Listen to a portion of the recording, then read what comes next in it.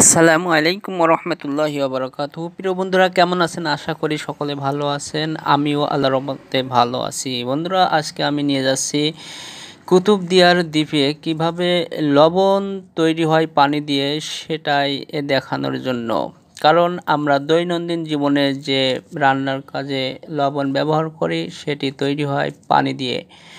আর কিভাবে তৈরি হয় সেটা দেখতে পুরো ভিডিওটা শেষ পর্যন্ত দেখুন। তা চলুন বন্ধুরা, কিভাবে লবণ তৈরি করে। আর লবণের উপযুক্ত সময় কিন্তু এই গরমের টাইমে, আর সেটাই আমি আপনাদেরকে দেখানোর চেষ্টা করছি।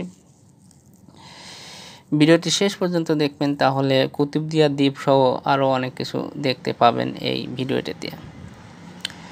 তা বন্ধুরা, চলুন দেখা যাক লবণ কিভাবে তৈরি হয়। দেখেন, লবণ এই মাঠে তৈরি করে, যে বিশাল বড় মাঠে সাইড দিয়ে খণ্ড খণ্ড করে, সেখানে বৈশাখ মাসে বা এখন গরমের টাইমে পানি উঠিয়ে পানি জমা করে এই প্রচুর খরা বা এই উত্তপ্ত রোদে শুকিয়ে পানি কিন্তু একসময় লবণ আকার ধারণ করে। যেটা আপনারা দেখছেন, এগুলো বালি নয়, কিন্তু লবণ বিশাল বড় গুদাম দিয়ে রাখছে তৈরি করে। এখন এরা এগুলো ট্রাকে উঠছে বাজারজাতকরণ করার জন্য, ট্রাকে উঠাচ্ছে। আপনারা দেখছেন, অনেকে মনে করবেন যে এগুলো বালি অথবা অন্য কিছু, কিন্তু না, এগুলো আমরা দৈনন্দিন কাজে ব্যবহার করি যে লবণ, সেই লবণ।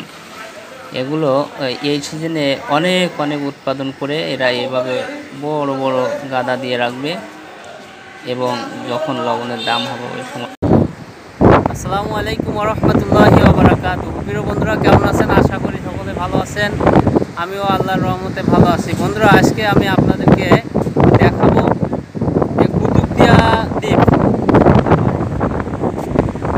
কুতুবদিয়া দ্বীপের এই যে লালবাতি ঘর নামক একটি স্থান, এই দেখেন, এই হচ্ছে লালবাতি ঘর।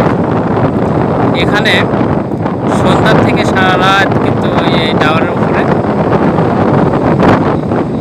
বাতি জ্বলে। এটা কুতুবদিয়া দ্বীপ। আর আপনারা